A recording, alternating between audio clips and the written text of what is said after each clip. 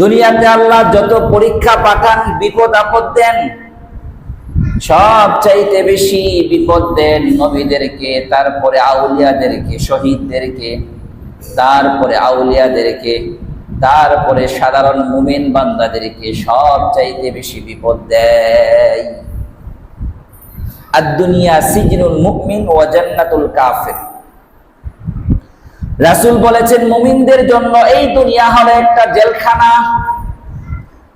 মানুষ যেমন জেলখানার মধ্যে গেলে একেবারে ছটফট করে কখন জেলখানা থেকে বের হবে, দুনিয়াটা হলো মুমিনদের জন্য একটা জেলখানা। মানুষ ছটফট করতেছে।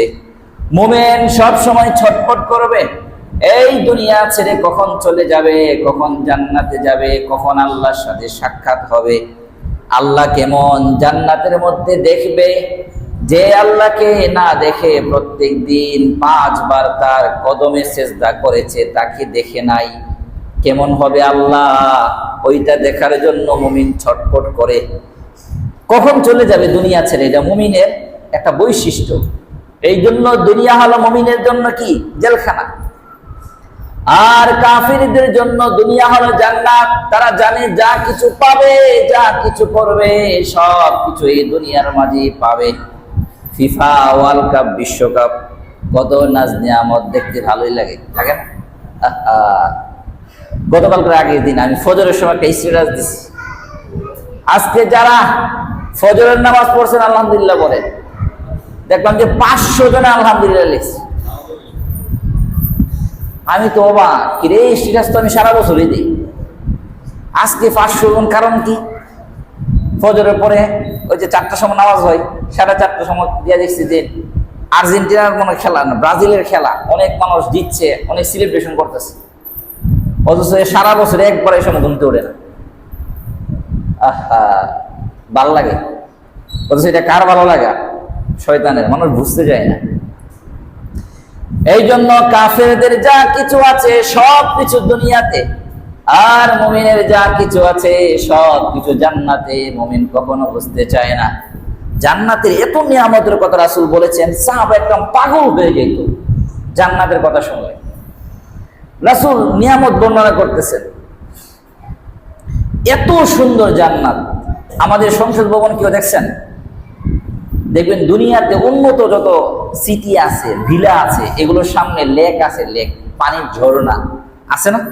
পানির ঝর্ণা আছে। আপনি দুনিয়াতে একটা সিটি এরকম পাইছেন যে পানির ঝর্ণা আছে, মধুর ঝর্ণাও আছে? একটা মধুর ঝর্ণা, একটা পানির ঝর্ণা এরকম দেখছেন? আর একটা মদের ঝর্ণা। মদ খাওয়া তো ইসলামে প্রথমে জায়েজ ছিল, পরে 3 ধাপে আল্লাহ নিষেধ করেছেন, এটা অন্য বর্ণনা। জান্নাতি যে বাড়ি হবে, রাসূল বলেছেন 3টা নহর থাকবে, একটা দুধের, আরেকটা পানি, আর একটা মধুর। কোন কোন বর্ণনায় 4টা নহর থাকবে আর একটা মদের। এর মাঝখানে থাকবে জান্নাতীদের বাড়ি, তাদের সেবা যত্নের জন্য থাকবে হুর। হুর, আহা কত সুন্দর, কল্পনা করতে পারেন না আপনি? কত সুন্দর। দুনিয়ার সুন্দরী নারী যতই সুন্দর হয়, তার চামড়া ভেদ করে হাড্ডি দেখা যায়? দেখা যায়? দেখা যায় না। দুনিয়ার বিশ্ব সুন্দরী যা আছে, তাদের চামড়া ভেদ করে কখনো হাড্ডি দেখা যায় না। আল্লাহ জান্নাতের হুরকে এত সুন্দর করে বানাইছেন, রাসূল বলেছেন জান্নাতি হুররা এত সুন্দর হবে, তার চামড়া ভেদ করে রগ দেখা যাবে, রগ ভেদ করে তার শিরা, উপশিরায় যে রক্ত চলাচল করে ওইটা দেখা যাবে। শুধু এখানে ক্ষান্ত না, হাড্ডি দেখা যাবে, হাড্ডির ভিতরে যে এরকম ভিটামিন গুলো আছে ওইগুলো দেখা যাবে। সুন্দর কি জিনিস!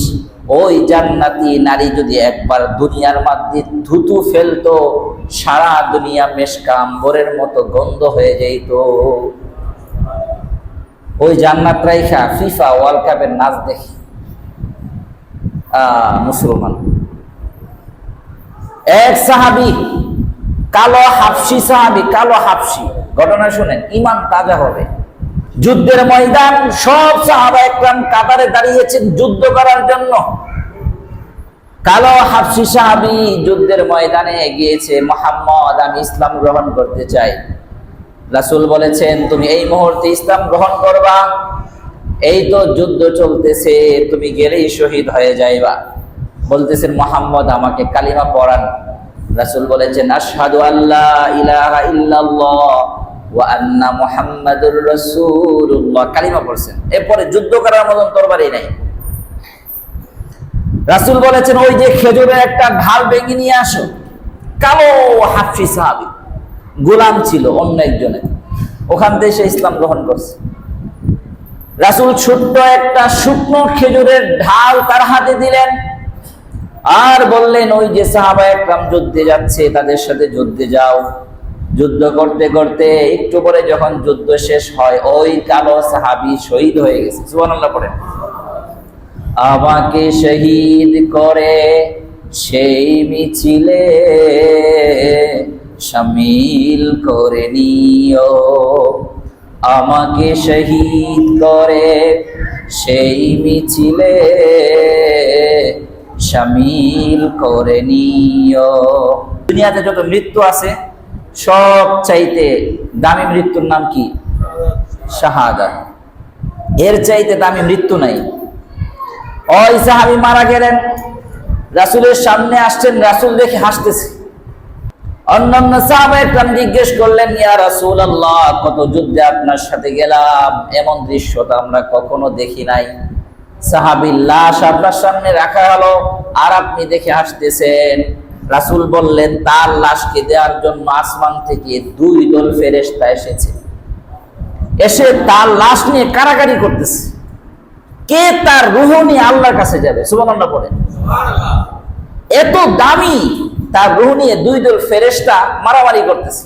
এই দৃশ্য আল্লাহ আমাকে দেখাইছে। এই দৃশ্য আমি দেখে নবী আবেগ আপ্লুত হয়ে গেলেন। একটু আগে এই লোকটা কাফের ছিল মাত্র আধা ঘন্টা, এই লোকটা যদি কাফের অবস্থায় মারা যায় চিরস্থায়ী জাহান্নামী।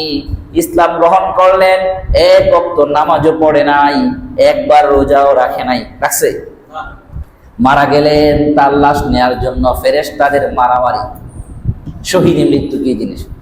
রাসূল বললেন কিয়ামতের দিন এই সাহাবী বিনা হিসাবে জান্নাতি, কোনো হিসাবই নাই, জান্নাতে চলে যাবে। আহা,